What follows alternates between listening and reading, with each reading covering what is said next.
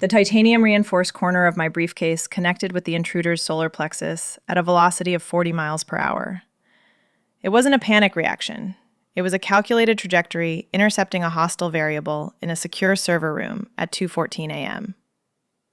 The impact made a sound like a wet sandbag hitting concrete. The target folded. I didn't feel triumph. I felt the grim satisfaction of a perimeter breach successfully neutralized. But when the emergency lights flickered on, revealing a tuxedo instead of tactical gear, I realized the variable wasn't a corporate spy. It was the client, King Rorik, and he was smiling. I didn't offer him a hand. Protocol dictates that until a threat is fully assessed, you maintain a defensive distance.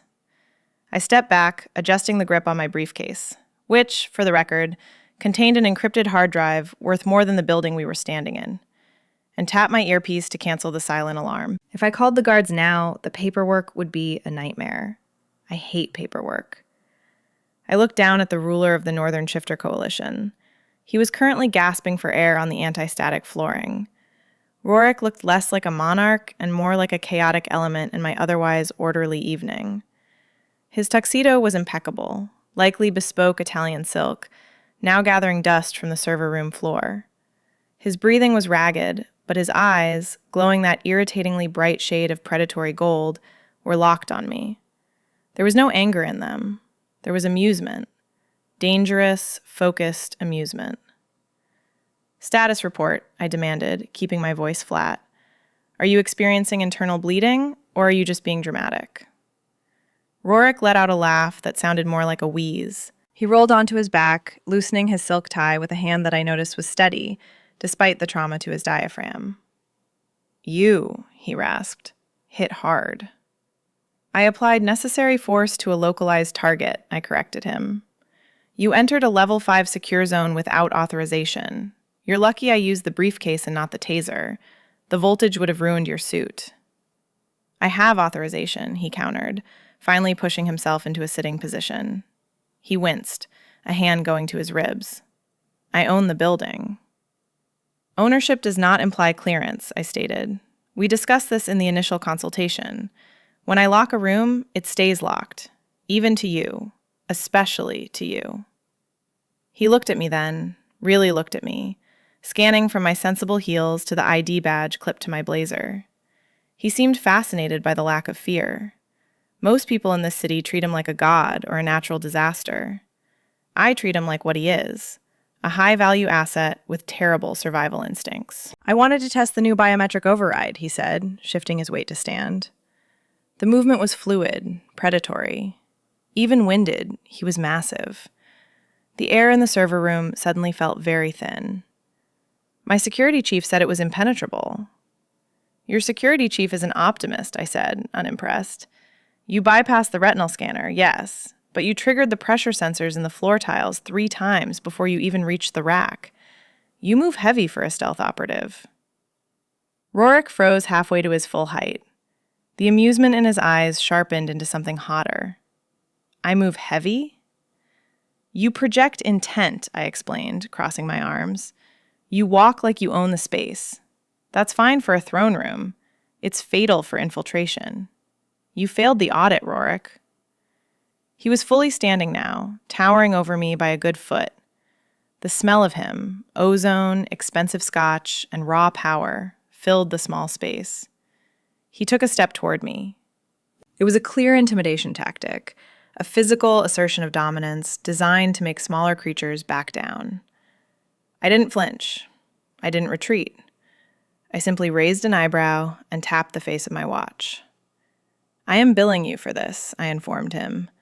"Emergency call-out rates apply after 2 a.m., and I'm charging you for the damage to my briefcase handle." He stared at me for a long moment, the silence stretching tight enough to snap. Then the corner of his mouth ticked up. "You're charging me for hitting me?" "I'm charging you for the lesson," I said. "Next time you want to test my reflexes, send an email. Now, get out of my server room. I have logs to clear." He didn't move immediately. He leaned down, bringing his face level with mine. The gold in his eyes swirled, hypnotic and intense. "You're not afraid of me," he murmured. It wasn't a question. It was a discovery. "I'm a professional, sir," I replied, maintaining eye contact. "Fear is an inefficiency I can't afford, and you are currently blocking the ventilation output. You're overheating the servers." He laughed then, a deep, rich sound that vibrated through the floorboards. He stepped back, straightening his jacket with a smirk that promised future headaches. "Send me the bill," he said. "Detailed itemization." "Expect it by morning," I said, turning my back on him to check the server rack. It was a dismissal. I heard the door click shut behind him. I didn't watch him leave. I didn't let out a shaky breath. I simply pulled out my tablet and opened a new file. Incident Report 404, Client Incompetence. Daylight brings clarity, but it also brings the inevitable administrative burden of cleaning up the previous night's chaos. I sat at my desk, the glass surface cool under my forearms, and processed the raw data from the server room incident. Most people would have spent the morning hyperventilating into a paper bag after physically assaulting a monarch. I, however, was spending it drafting an invoice. I don't believe in working for free, and I certainly don't believe in letting clients think that breaking into my facility is a complimentary service. I adjusted the line item on the screen. I didn't list it as assault or self-defense. I categorized it under consulting services, unscheduled physical security stress test. I set the hourly rate at triple my standard fee, adding a surcharge for hazardous working conditions and a replacement fee for the scuff mark on my briefcase. The total came to a figure that would bankrupt a small nation, or perhaps just annoy a very wealthy shifter.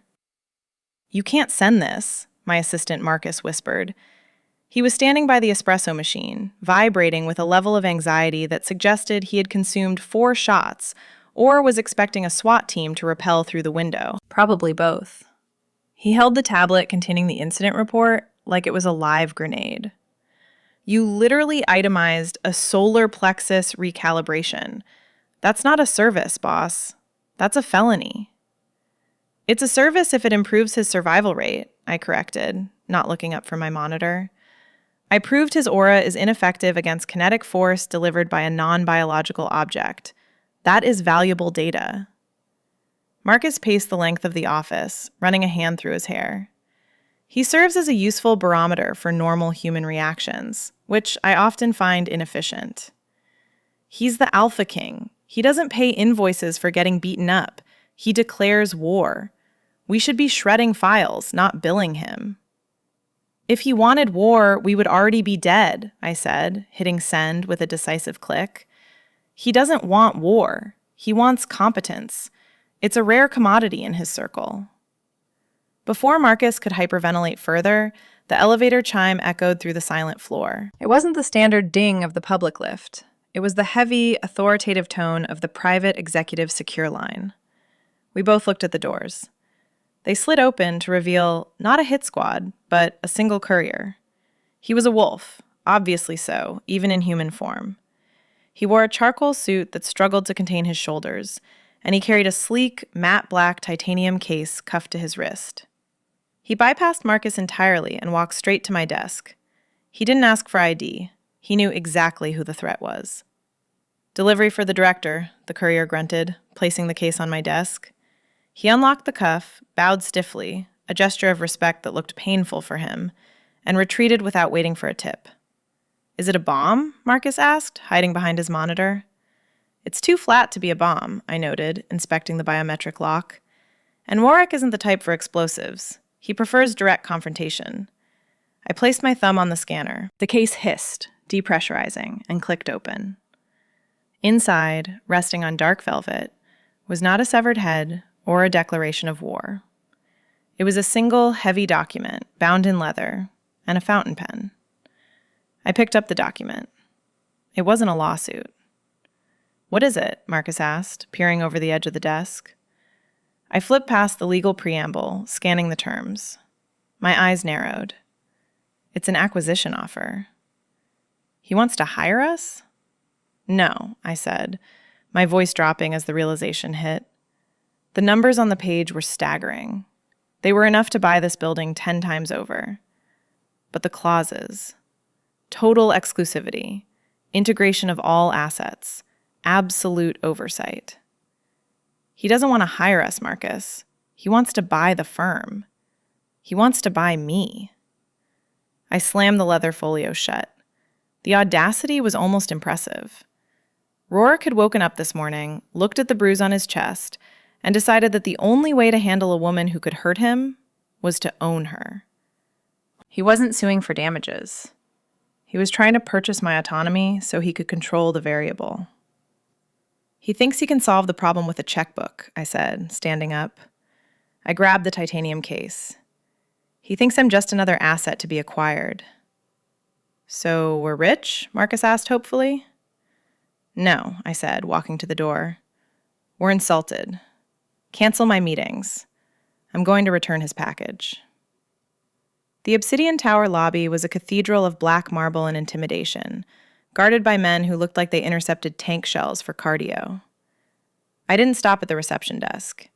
Asking for permission is a beta move, and today I was operating on pure, high-octane professional outrage. I held up the titanium case the courier had delivered an hour ago. Priority return for the king, I stated, my voice bored. He's waiting for the signature.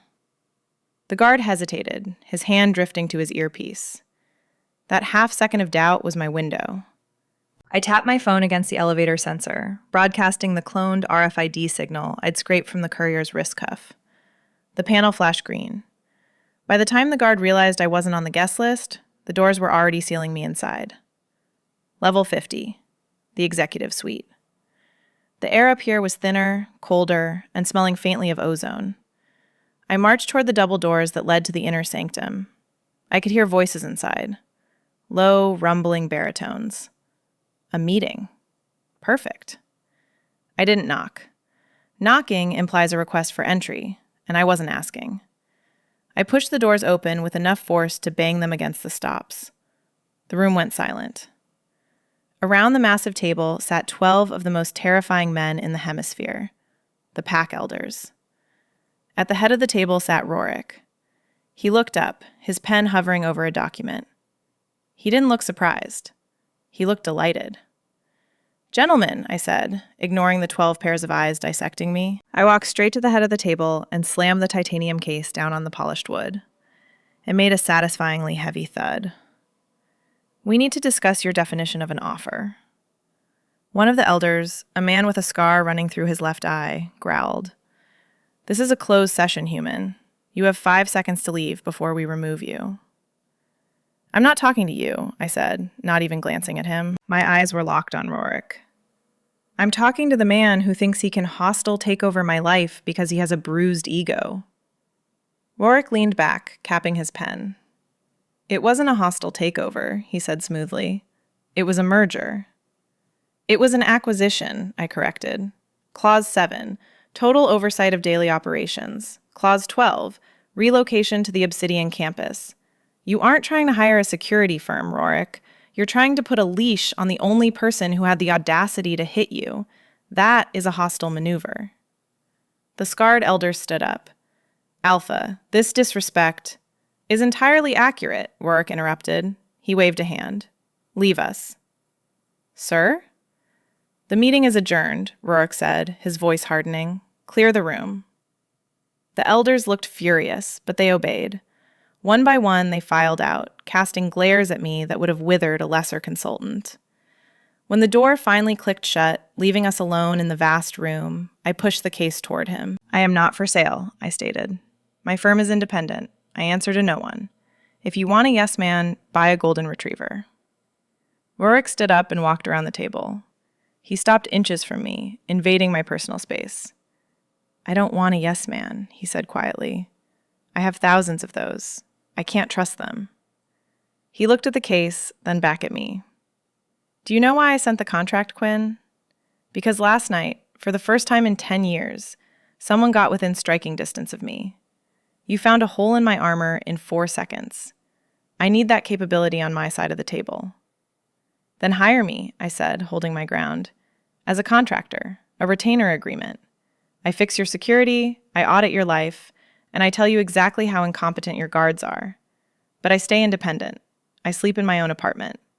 And I reserve the right to terminate the contract if you annoy me." Rorik studied my face, searching for a crack in the negotiation. He didn't find one. A slow grin spread across his face. You want to be a consultant. I want to be the person who keeps you alive, I corrected. Because frankly, your personal security is abysmal. You rely on fear, not protocol. Fine, he said, extending a hand. You're hired. Fix my life, Quinn.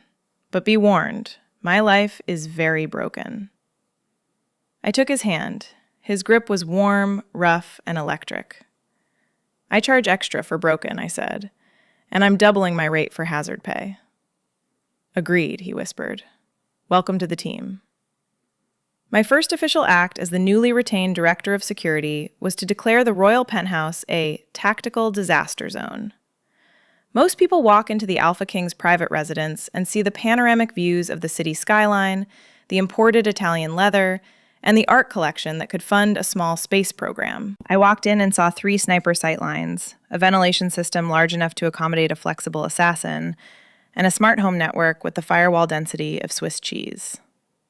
You have 0 signal discipline, I announced, dropping my RF scanner onto the mahogany coffee table. It landed with a clatter that made the 2 guards by the elevator flinch. I picked up your Wi-Fi handshake from the lobby. A determined teenager with a laptop could hack your thermostat and freeze you to death in your sleep. Rorik was leaning against the wet bar, swirling a glass of amber liquid. He hadn't stopped smiling since we left the boardroom. It was unnerving. Usually, when I tear a client's security protocols to shreds, they get defensive.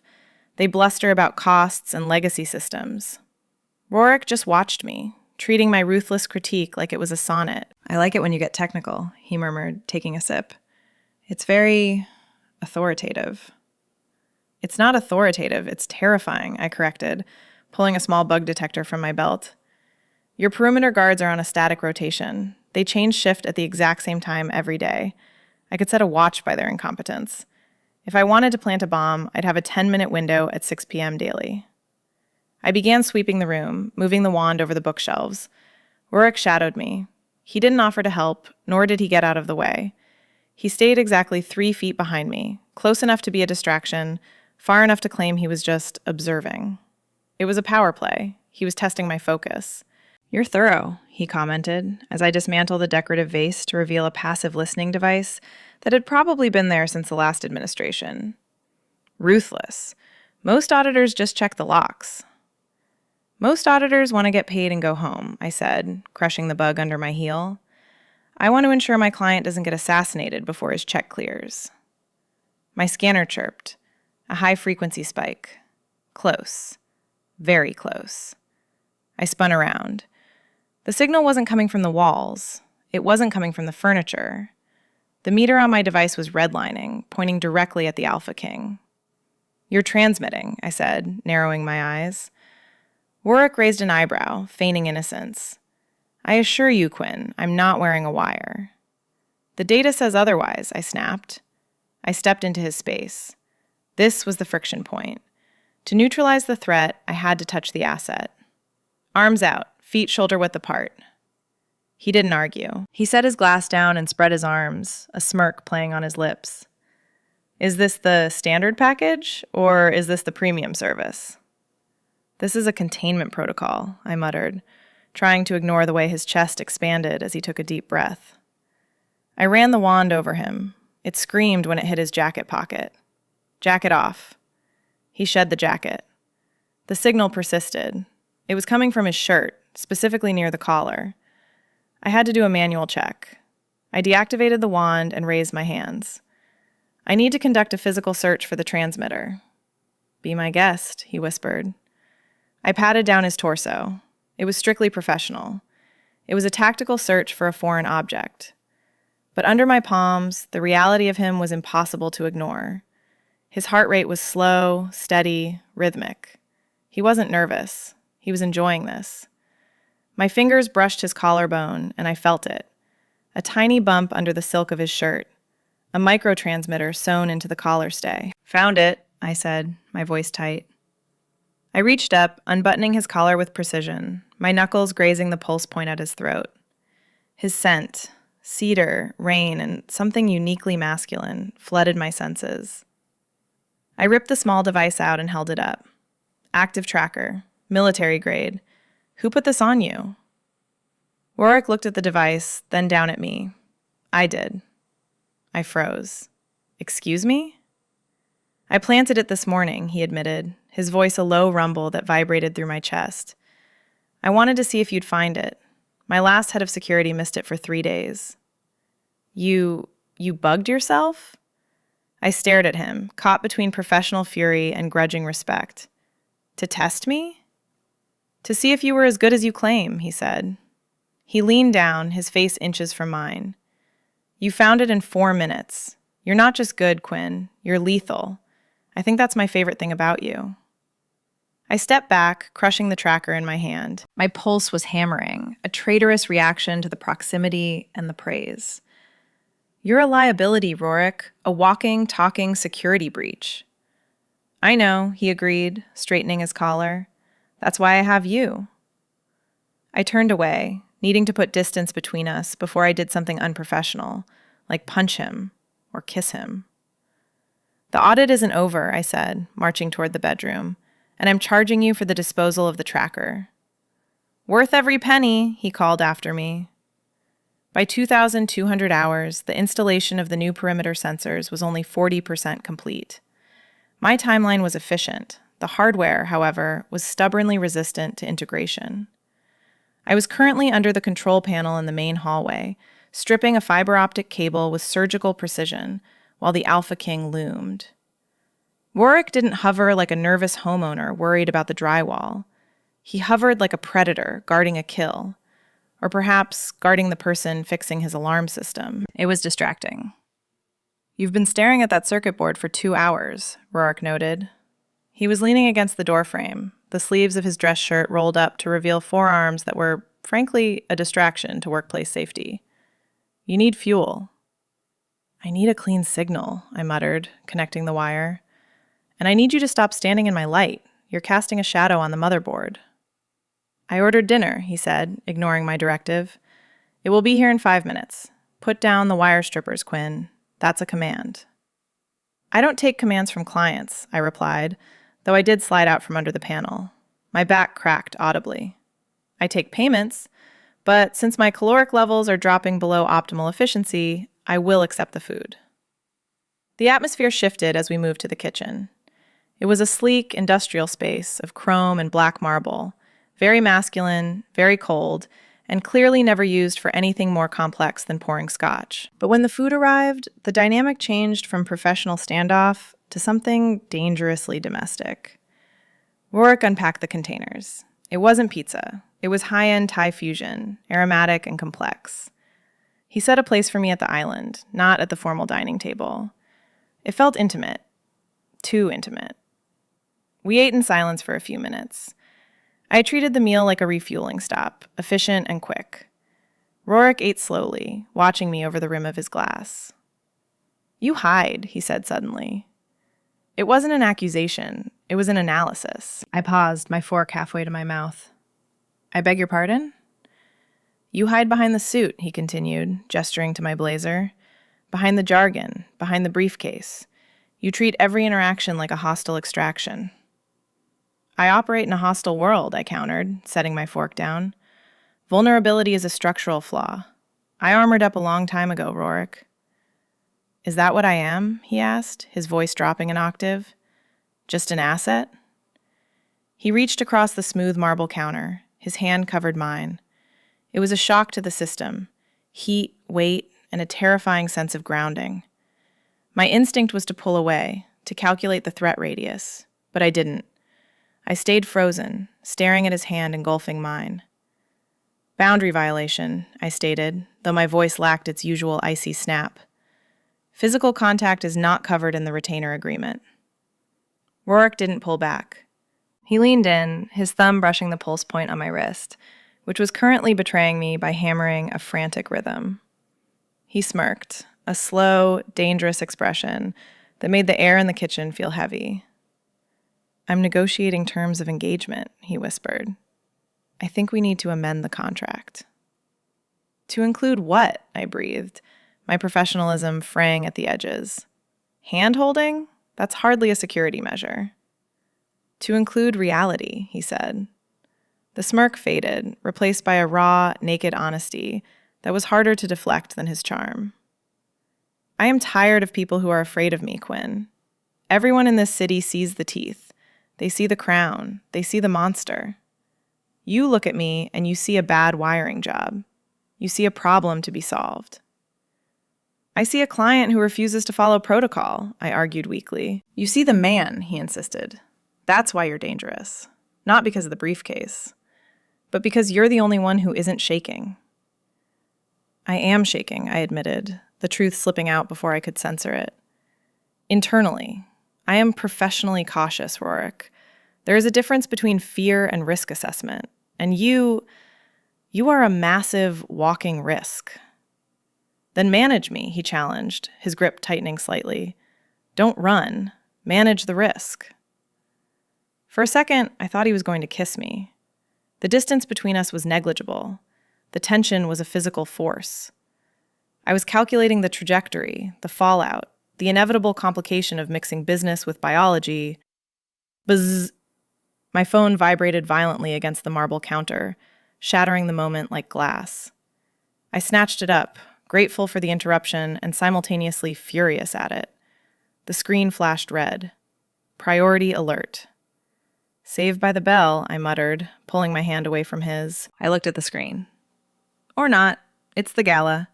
Diplomatic security clearance required immediately. Rorik straightened up, the mask of the Alpha King sliding back into place, but his eyes remained hot. The gala, he said. Good. That gives us a new battlefield. The social variable is the single most volatile element in any security architecture.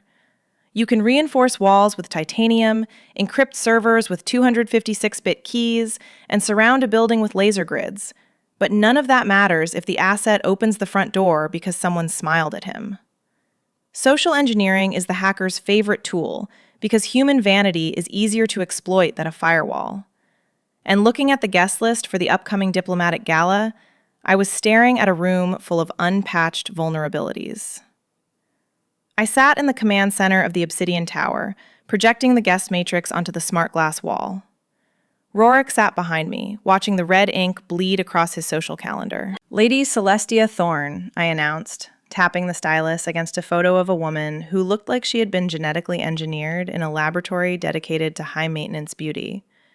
Daughter of the Northern Beta, social influencer, known for trading exclusive court gossip to the tabloids in exchange for favorable coverage.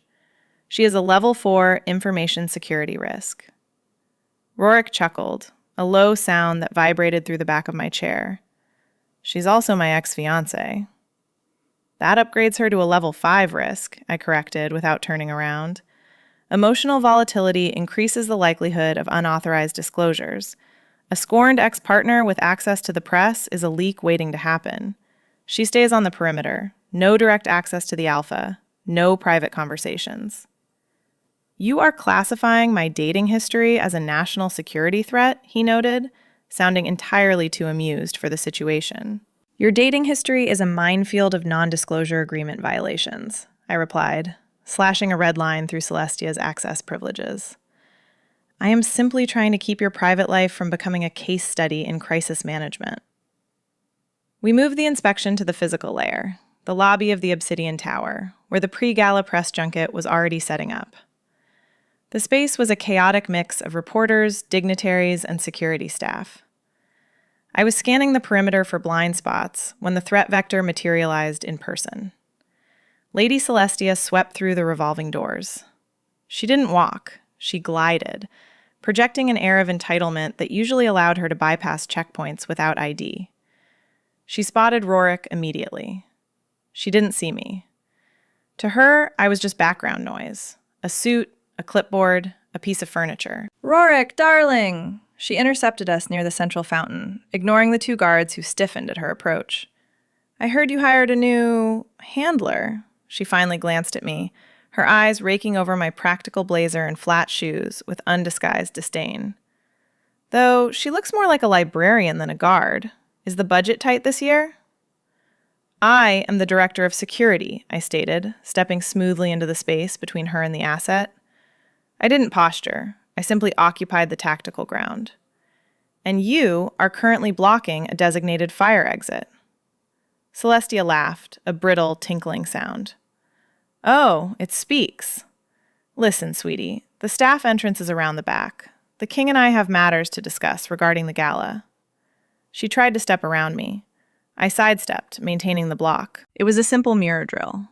My name is Quinn, and until you are cleared by the vetting team, you do not approach the principal. I am Lady Celestia, she hissed, her smile dropping to reveal the teeth beneath. I don't get vetted by the help. I'm not the help, I said, my voice dropping to absolute zero. I'm the firewall, and you are malware. The silence that followed was absolute. Celestia looked ready to shift right there in the lobby. She looked past me to Rorik, expecting him to reprimand the insolent human. Rorik stepped up then. He didn't push me aside. He stood right behind me, his presence reinforcing my position like a steel beam. She's right, Celestia, he said, his voice carrying effortlessly across the lobby. Quinn isn't staff. She is the authority. If she says you're a risk, then you don't get within 10 feet of me. Celestia went pale. You're letting a human dictate protocol to high nobility? I'm letting an expert do her job, he said, his gold eyes cold. Now clear the exit.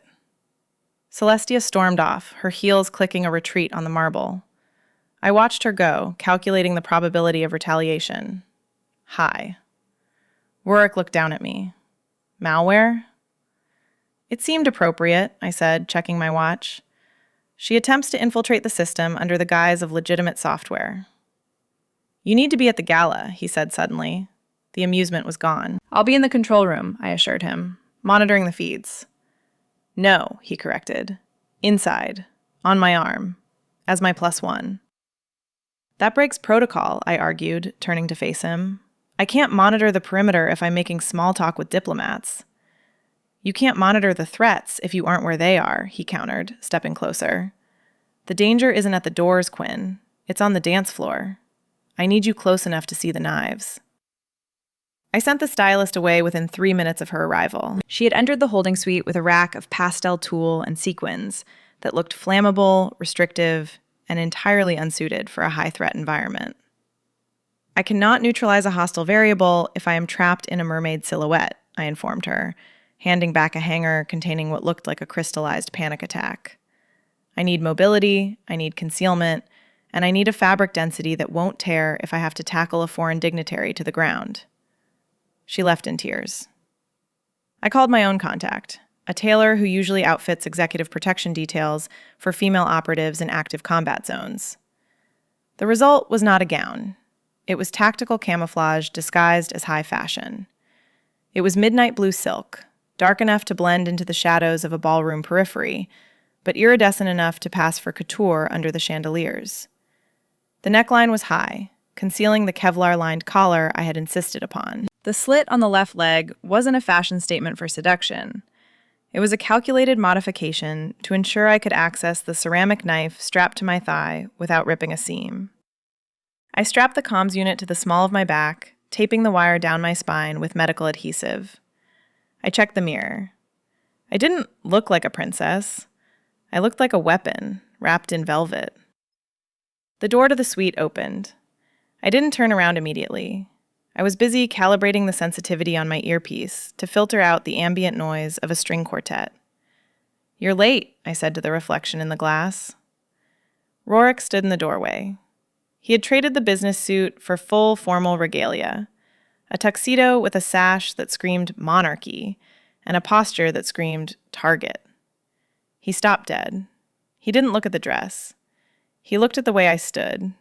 He looked at the hidden holster line that only a trained eye would spot. He looked at the lethal intent radiating off me. You look...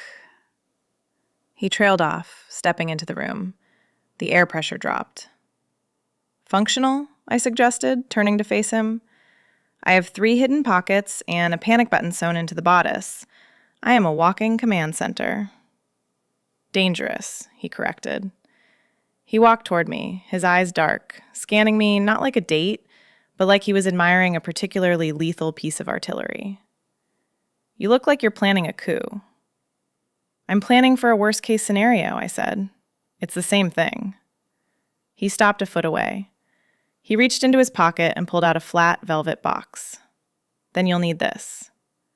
I stiffened. I don't wear jewelry on duty. It's a snag risk. If I get into hand-to-hand combat, a necklace is just a handle for an opponent to choke me with. It's not jewelry, he said, flipping the box open. Inside lay a pendant, a black obsidian shard on a silver chain. It's a localized distress beacon. Press the stone twice and my personal guard locks down the building. Press it 3 times and I extract you personally. I looked at the stone. It was sleek, unassuming, and tactically sound. Acceptable, I conceded. The chain is reinforced? Titanium core, he promised. Turn around. I hesitated, then turned my back to him. I swept my hair up, exposing the nape of my neck. I felt the cold metal of the chain, followed immediately by the heat of his fingers.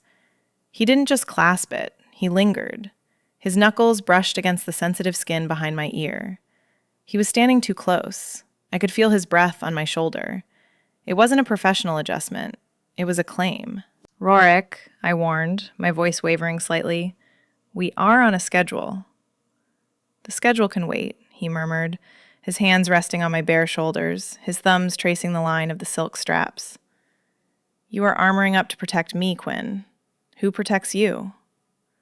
I do, I whispered, fighting the urge to lean back into him. That's the job. I am the shield. Then the job is flawed, he growled low in his throat. He pressed a kiss, just a ghost of a touch, to the side of my neck. It sent a shockwave through my system that no amount of Kevlar could block. Because if anyone touches you tonight, I will burn the city down. He stepped back, the loss of his warmth hitting me like a physical blow. I turned to look at him, my hand going to the tracker at my throat. It felt heavy. It felt like a collar, but one I had willingly accepted. Let's go, he said, his voice rough, before I decide to cancel the gala and keep you here. The red carpet is not a celebration. It is a tactical nightmare. It is a choke point, lined with blinding strobe lights and screaming civilians, designed to disorient the asset while maximizing exposure to potential sniper fire. We stepped out of the armored limousine into the flashbulb storm. I didn't blink. I didn't smile. I scanned the roofline across the street, the press pit, and the hands of the valet reaching for the door. Rorik offered his arm. He was playing the part of the benevolent monarch, waving to the screaming crowd, but I felt the tension in his bicep. He was coiled, ready to strike. I slipped my hand into his elbow, not for romance, but to establish a physical anchor point. If shots rang out, I could leverage his weight to pull him behind the engine block of the limo in 0.8 seconds. Roofline clear, I murmured, my voice barely moving my lips. Smile, Quinn, Rorik whispered back, flashing a dazzling grin at a camera crew.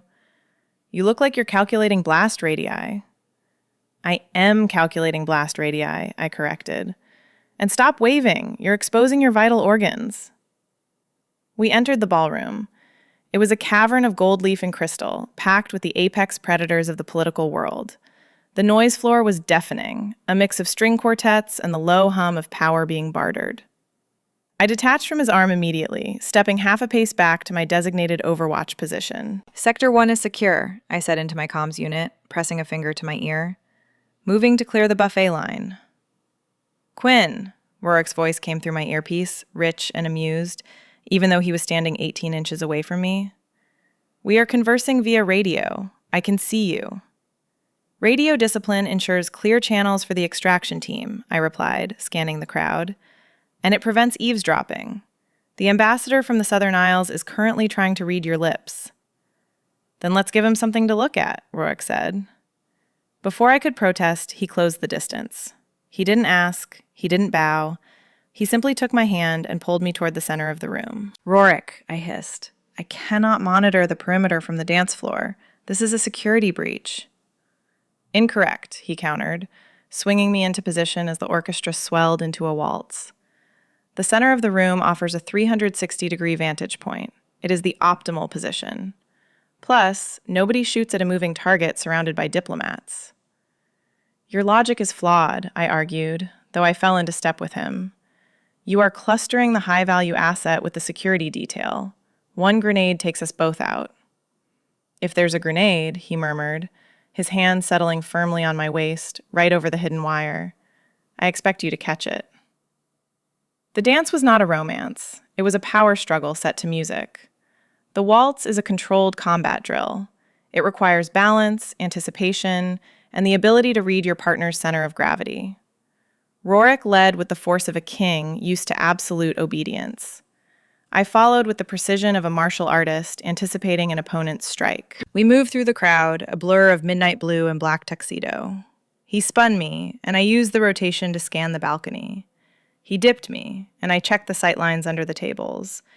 I matched his stride length perfectly, turning his lead into a partnership. The friction between us was palpable. He wasn't just attracted to me. He was aroused by the fact that I could keep up. "You're stiff," he whispered, his face dangerously close to mine. "I'm wearing a ceramic knife on my thigh," I reminded him. "It chafes during the box step." "You are the most dangerous thing in this room," he said, and the tone wasn't teasing anymore. It was reverent. "Everyone else is armed with influence. You're actually armed." "Flattery is not a protocol," I said, but my breath hitched. He spun me again, pulling me flush against his chest. For a second, the mission dissolved. There was just the heat of him, the smell of cedar, and the terrifying realization that I felt safer in his arms than I did behind my firewall. Then I saw it. Sector 4. A waiter moving against the flow of traffic. He wasn't looking at the guests. He was looking at Rorik's champagne glass on the side table. He reached into his vest, his hand trembling slightly. It wasn't a weapon. It was a vial. "Target," I snapped, breaking the frame of the dance instantly. 3 o'clock, poison vector. I didn't apologize to the king. I didn't offer a curtsy or a polite excuse. In the world of executive protection, manners are a latency issue. I simply abandoned the monarch in the middle of a waltz, pivoting on my heel with a sharpness that nearly snapped the heel of my shoe. I wasn't dancing anymore. I was executing an intercept vector. The crowd was a dense, shimmering wall of silk and ego, but I moved through it like smoke. I didn't push. Pushing creates ripples, and ripples draw attention. I used the slipstreams, the tiny pockets of negative space created when people turn to gossip or reach for a canapé. I closed the 20-foot gap in 3 seconds flat. The target was an amateur. I could tell by his posture. A professional assassin blends in. They become part of the furniture. This man was vibrating. His shoulders were hunched, his eyes darting toward the exits, and his hand was shaking as he hovered over the crystal goblet on the side table. He wasn't looking at the guests. He was looking at the liquid in the vial he had just palmed from his sleeve. He uncorked it. A clear, viscous drop began to fall toward Rorik's vintage scotch. I didn't tackle him. Tackling is for rugby players and desperate rookies. Tackling knocks over tables, spills drinks, and ruins the client's evening. Instead, I slid into the space beside him, looking for all the world like a guest reaching for a napkin. My left hand shot out. I didn't grab his wrist. I struck the ulnar nerve cluster just below his elbow with the knuckle of my index finger. It was a precise, surgical application of kinetic force. The effect was instantaneous. His hand didn't just open, it spasmed. The vial dropped. My right hand was already there. I caught the glass vial midair, inches above the scotch, cupping it against my palm to conceal it. In the same motion, I stepped into him, using my hip to pin him against the heavy oak table. To the casual observer, it looked like a clumsy flirtation or a stumble. To him, it felt like being hit by a freight train. "Don't scream," I whispered, my voice a pleasant, conversational hum right next to his ear. "If you make a sound, I will apply 5 pounds of pressure to your carotid artery, and you will wake up in a holding cell with a headache that lasts a decade." He froze, his eyes wide, sweat beading on his upper lip. He was paralyzed by the sudden, overwhelming pain in his arm and the terrifying proximity of a woman in a silk gown who was currently crushing his radius. "Who paid you?" I asked, slipping the vial into the hidden pocket of my dress. "Corporate rival? Angry ex? Or are you just stupid?" I I was told it was just a laxative, he stammered, his face draining of color. A prank, for the press. It's a neurotoxin, I corrected, sniffing the cork I still held. I can smell the bitter almond notes from here. You weren't pulling a prank. You were committing regicide. I felt a presence behind me. Massive. Heated. Rorik.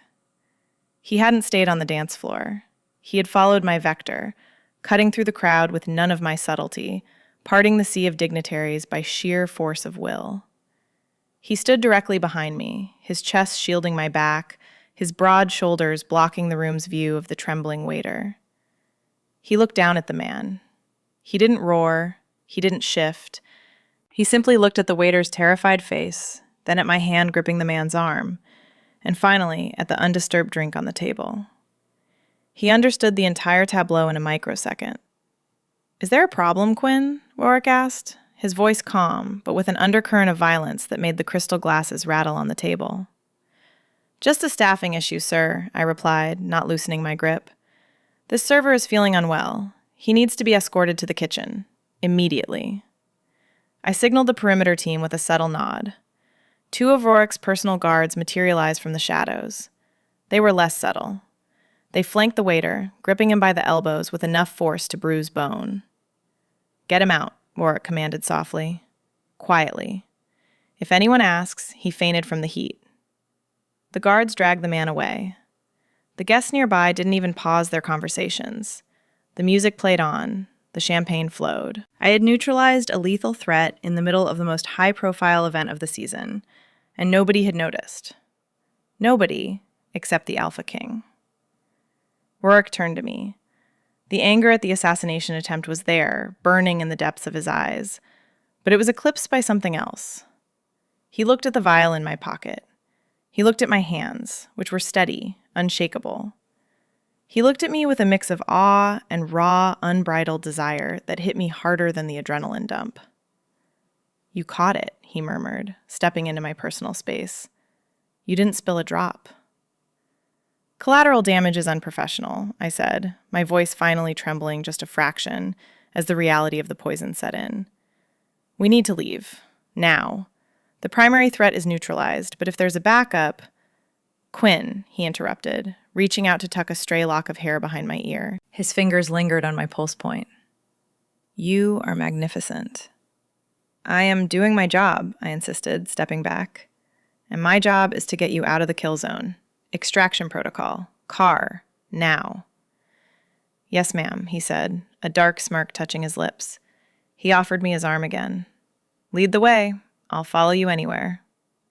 The door of the armored limousine slammed shut, sealing us inside a vacuum of silence and hand-stitched leather. The chaotic noise of the gala, the screaming press, the strobe light flashes, the panicked murmurs of the aristocracy was instantly severed. I didn't relax. I couldn't. My body was still vibrating at a frequency that could shatter glass. I tapped the partition glass with a knuckle that felt bruised. "Go," I ordered the driver, my voice tight. "Standard evasion route Alpha. No stops, no deviations." The engine purred to life, a low, reassuring growl of horsepower that matched the tension filling the cabin. I leaned back against the seat, closing my eyes for a fraction of a second to recalibrate my internal gyroscope. The vial of neurotoxin was burning a hole in the hidden pocket of my dress. I needed to get it to the lab. I needed to run a spectrographic analysis to determine the origin of the compound. I needed to stop my hands from shaking. "Let me see them," Rorik said. His voice was rough, stripped of the gala's polished veneer. I opened my eyes. He was staring at my hands, which were currently clenched in my lap to hide the tremors. "Post-incident adrenaline dump," I explained clinically, refusing to look at him. "It is a standard physiological response to a high-stress event. It will pass in approximately 3 minutes." "Let me see them," he repeated. He didn't wait for permission. He reached across the console and took my hands in his. His grip was firm, grounding, and impossibly warm. He turned them over, inspecting my knuckles where I had struck the waiter's ulnar nerve. There was a faint redness, a testament to the force of the impact, but nothing broken. "You move so fast," he whispered, his thumb tracing the line of my palm. "I was watching you. I was watching the room, scanning for threats, and I still almost missed it. You cleared the board before I even saw the pieces move. He was an amateur, I dismissed, trying to pull my hands back, but my strength was failing me. He telegraphed the move with his shoulder. It was sloppy. Don't, Rorik commanded softly, tightening his hold. Don't diminish it. You saved my life, Quinn. Again. I fulfilled the terms of the contract, I said, my voice sounding thin even to my own ears. If the asset is compromised, the invoice doesn't get paid. Rorik laughed, but it was a dark, breathless sound that had nothing to do with humor. He shifted in his seat, the leather creaking as he moved closer. The space between us evaporated. He wasn't looking at me like a consultant anymore. He wasn't looking at me like an employee. He was looking at me like I was oxygen and he was suffocating. Is that all this is? He asked, leaning in until I could feel the heat radiating off his chest through his tuxedo shirt. An invoice? Rorik, we need to debrief, I stammered, my professional mask slipping dangerously. We need to identify the source of the poison. We need to... He silenced me with a finger to my lips. The touch was electric, stopping my words in my throat. Stop working, he murmured. For 10 seconds. Just stop. He didn't kiss me. He did something far more dangerous. He pulled me into his arms. It wasn't a polite, social embrace. It was a desperate collision. He buried his face in the crook of my neck, inhaling sharply, his arms wrapping around me like bands of steel. He held me as if he was trying to absorb me into his own skin, to physically shield me from the memory of the threat. It was the kind of hold that promised violence to anyone else who tried to get close. I saw him drop the vial. Rorik breathed against my neck, his voice shaking with suppressed rage. And for a second, I didn't care about the poison. I was terrified he had a knife. I was terrified he would touch you. I had it under control, I whispered, my hands involuntarily coming up to grip the lapels of his tuxedo. I melted against him, the adrenaline crash finally winning over my discipline. I calculated the risk. I don't care about the math, he growled. He pulled back just enough to look me in the eye. The gold in his irises was swirling violently. I care that you put yourself between me and a threat. Nobody does that. Nobody shields the king. I'm not nobody, I said softly. No, he agreed, stroking my cheek with his thumb. You're everything. The air in the car was thick enough to choke on. I wanted to lean in. I wanted to forget the contract, the poison, and the professional boundaries I had spent years building. I wanted to be reckless.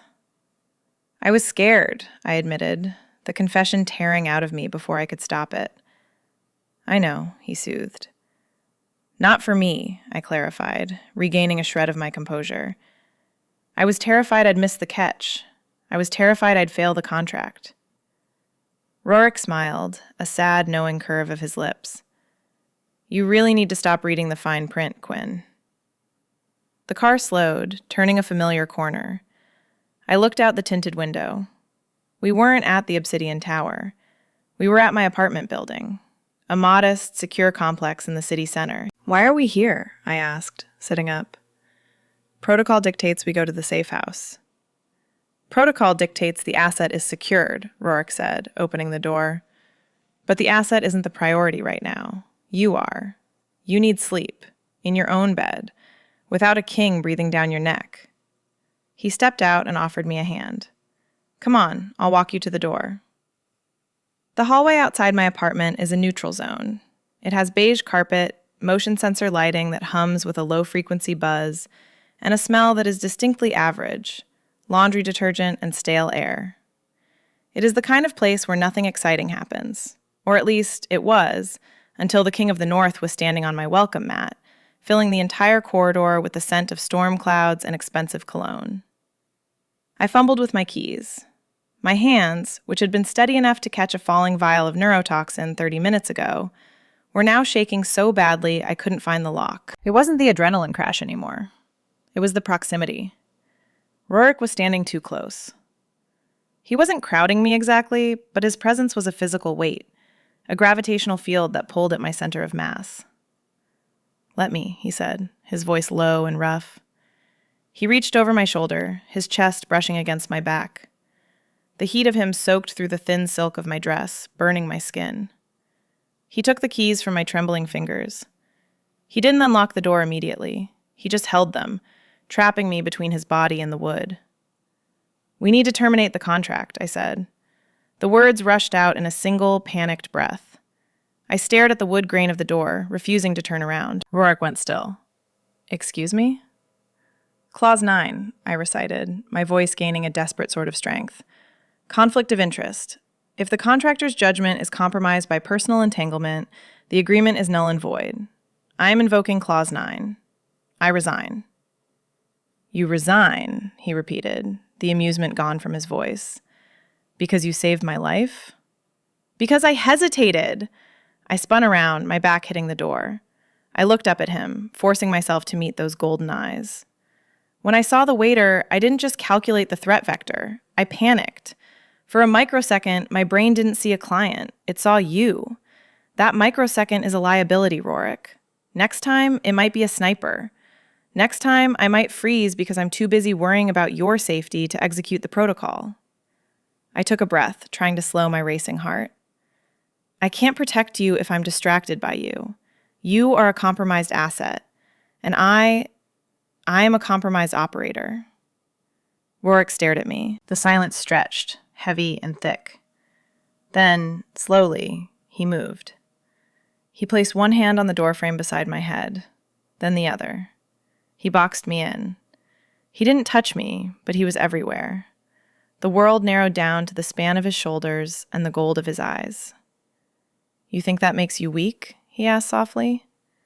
"You think caring about whether I live or die makes you bad at your job?" "In my line of work, emotion is a glitch," I whispered. "It clouds the data." "Your data is wrong," he growled. He leaned in, his face inches from mine. "Before you, I had guards who followed protocol perfectly. They were cold, they were efficient, and they let a tracker sit on my collar for 3 days because they were too afraid to touch me. They didn't care about the man, they cared about the paycheck. You found it in 4 minutes because you were looking at me." "That was a baseline audit," I argued weakly. "That was you seeing me," he corrected. "You see the flaws, you see the risks, and tonight you saw the poison when everyone else was looking at the crown. Your emotional investment doesn't make you a liability, Quinn. It makes you the only person in my life who is actually awake." He lowered his head, his forehead resting against the doorframe, just above my hair. He was breathing hard, as if the conversation was costing him something physical. "I refuse your resignation," he stated. "I reject Clause 9. You don't get to quit just because you started to feel something." "It's unprofessional," I murmured, closing my eyes. "It's necessary," he countered. "I don't need a machine, Quinn. I have drones for that. I need a partner. I need someone who throws a frying pan at me when I break into her house. I need someone who wears a ceramic knife to a ball. I need you." He pulled back, forcing me to open my eyes. He held the keys up, dangling them in the space between us. "Recalibrate," he said, pressing the keys into my palm. His fingers lingered, closing my hand into a fist around the metal. "Take the night. Run your diagnostics. Analyze the data. But tomorrow morning, you are still my director of security. Because if you leave, I will fire every other guard I have and leave the front door unlocked until you come back to yell at me." "That is emotional blackmail," I said, my voice shaking. "That is a tactical maneuver," he smirked, though his eyes were tired. "Go inside. Lock the door. I'll have a detail stationed in the lobby." He stepped back, giving me the space I thought I wanted. I turned, unlocked the door, and practically fell into my apartment. I slammed the deadbolt home. I leaned against the cool wood of the door, sliding down until I hit the floor. My apartment was quiet. It was safe. It was empty. I didn't sleep.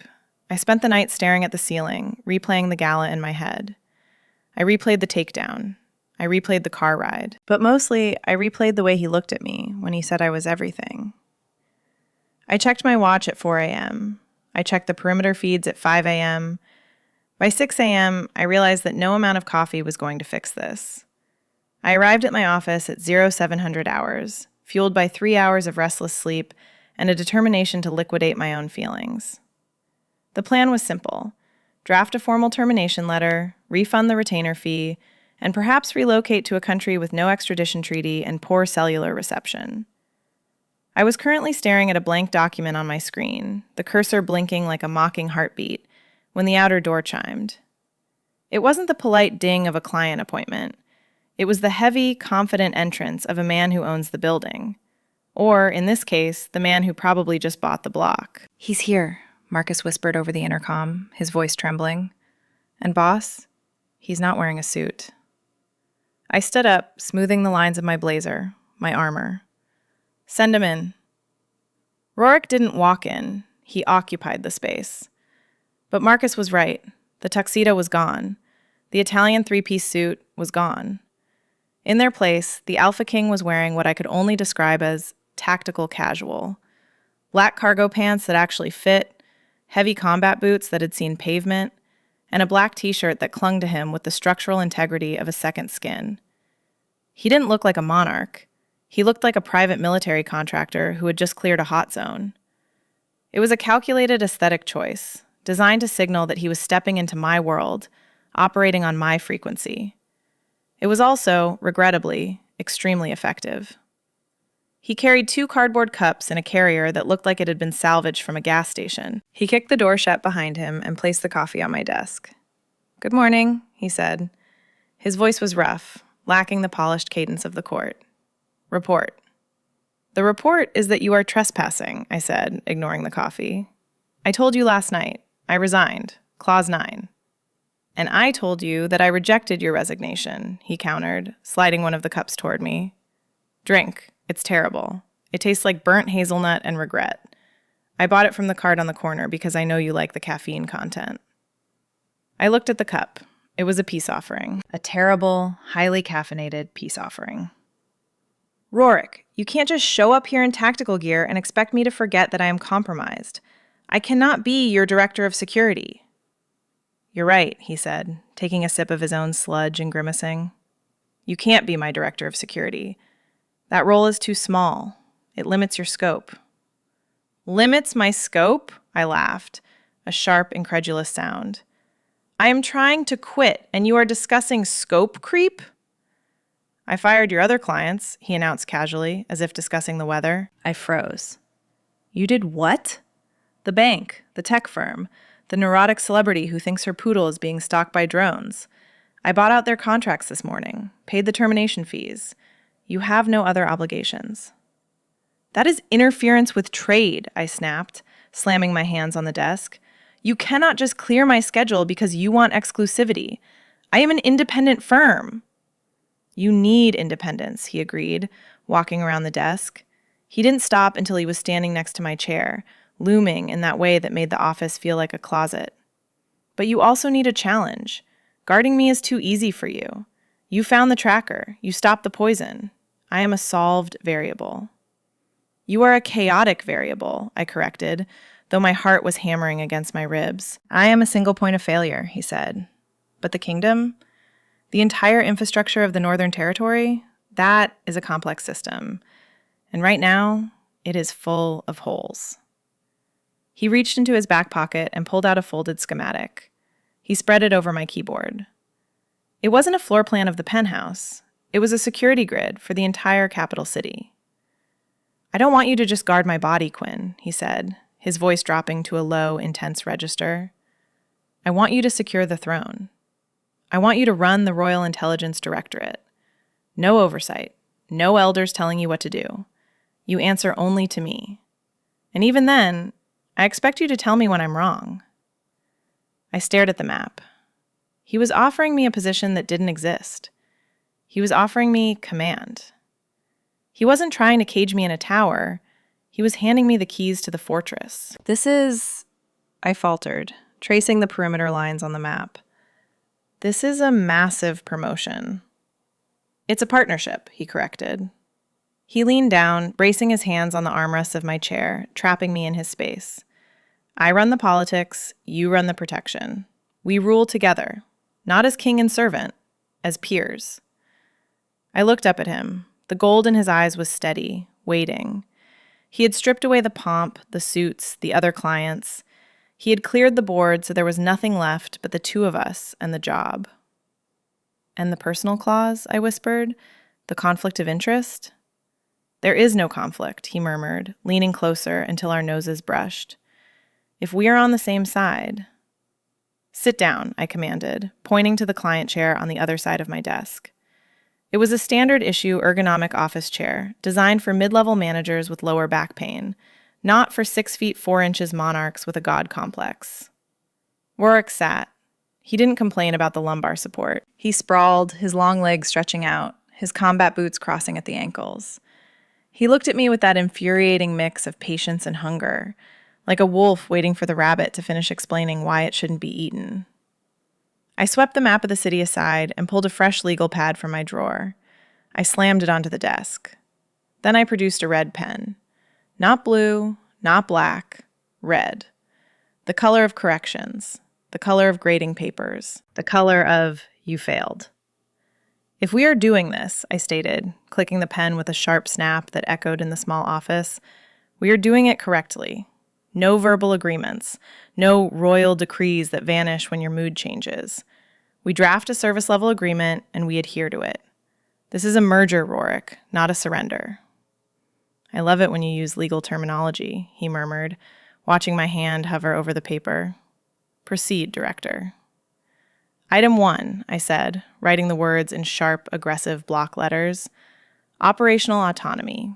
I hire my own team, I fire my own team. If I want to staff the Royal Intelligence Directorate with hackers who have criminal records and hygiene problems, you do not intervene. The elders do not intervene. If a pack lord tries to install his nephew as my deputy, I have the right to throw said nephew out of a window. Defenestration is a valid HR policy in my department. Rorik chuckled. Agreed. I trust your judgment on talent, though I would prefer you keep the defenestration to the lower floors. The insurance premiums are already high. Item 2, I continued, pressing harder on the paper. Protocol override. If I designate a location or an activity as a critical threat, my word is law. If I say we don't go to the opera because the acoustics favor a sniper, we don't go. If I say you wear the Kevlar vest, you wear the vest. You do not argue, you do not pout, you do not use your alpha voice to try and overrule physics. I never pout, he objected mildly. I brood. It's different. It's a liability, I corrected, underlining the word override twice. Item 3, physical correction. I paused. I looked up at him. This was the big one. The deal breaker. If you breach protocol, I said slowly, holding his gaze. If you put yourself in danger due to arrogance, boredom, or a misplaced sense of immortality, I reserve the right to neutralize the asset. That means if I have to tackle you, drug you, or hit you with a briefcase to get you to safety, I face no legal repercussions. No treason charges, no lèse-majesté. Rorik didn't blink. He sat forward, the playfulness vanishing from his face, replaced by a sudden, intense gravity. He looked at the red pen in my hand, then up at my eyes. You want permission to hurt me, he said softly. I want permission to save you, I countered, even if you don't want to be saved in that moment. I need to know that when I put my hands on you, I'm not touching the king. I'm handling a package. And sometimes packages need to be handled roughly. A slow, wicked smile spread across his face. It wasn't the smile of a client. It was the smile of a man who had just heard exactly what he wanted to hear. Granted, he whispered. In fact, I insist on it. I prefer hands-on management, Quinn. If I step out of line, you put me back in. Use the briefcase. Use the frying pan. Use whatever you have to. Good, I said, my voice sounding a little breathless despite my best efforts. I scribbled granted next to the clause. Item 4. My turn, Rorik interrupted. He reached across the desk. His hand covered mine, stopping the red pen mid-stroke. His fingers were warm, rough, and calloused from years of fighting and ruling. He gently pried the pen from my grip. The sensation of his skin against mine sent a jolt of static electricity straight up my arm, frying my logical circuits. You have your professional clauses, he said, turning the legal pad around to face him. He didn't write with my precise, blocky script. He wrote in a sprawling, elegant cursive that looked like it belonged on a declaration of war. Now I get my personal clause.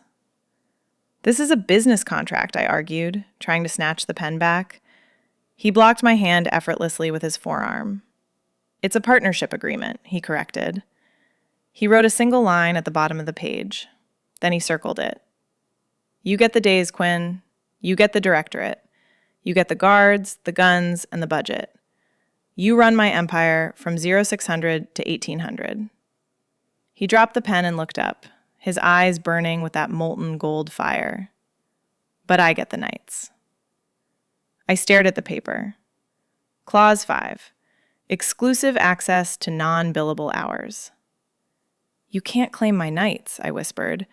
I have hobbies. I have sleep requirements. I am your hobby now, he said, standing up. He walked around the desk again, closing the distance until my back was pressed against the window, the city of glass and steel sprawling out behind me. And as for sleep, we can negotiate that on a case-by-case basis. He placed his hands on the desk on either side of me, caging me in. He wasn't touching me, but his scent, that overwhelming mix of cedar and rain, was everywhere. I want you running my empire, he murmured, leaning down until his lips were hovering inches from my ear. And I want you in my bed, in that order. Those are my terms, Director. Take it or leave it. I looked at the contract. I looked at the red ink.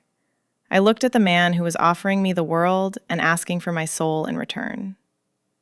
You're impossible, I breathed. I'm yours, he corrected. Sign the paper, Quinn. I stared at the handwritten clause.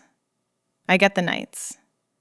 It was legally unenforceable, vaguely defined, and possessed zero parameters for rest periods or sleep hygiene. It was the kind of clause a first-year law student would tear apart in court for being predatory.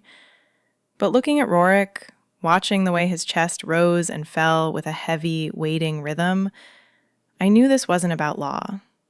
It was about possession. It was about the fact that he didn't just want my brain protecting his throne. He wanted my silence protecting his peace. I uncapped the red pen. The cap clicked, a sharp plastic sound in the quiet office. I am adding a subclause, I announced, my voice steady despite the seismic activity currently registering in my chest. Clause 5A. The director requires a minimum of 6 hours of uninterrupted REM sleep for cognitive function. If the king interferes with sleep cycles, the king makes the coffee. He didn't smile. He just watched my mouth, his gaze dropping to my lips before snapping back to my eyes. Agreed. I make excellent coffee. You make sludge, I corrected softly. But I accept the terms. I pressed the pen to the paper. The red ink bled into the yellow fiber next to his aggressive black script. I signed my name. It wasn't my usual quick, efficient initialing. It was a sharp, angular signature. Deliberate. Binding. I placed the period at the end with enough force to nearly puncture the page. I dropped the pen.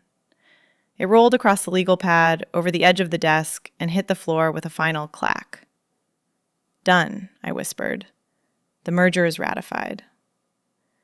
Rorik didn't look at the paper. He stepped into the gap between my knees, destroying the last barrier of professional distance.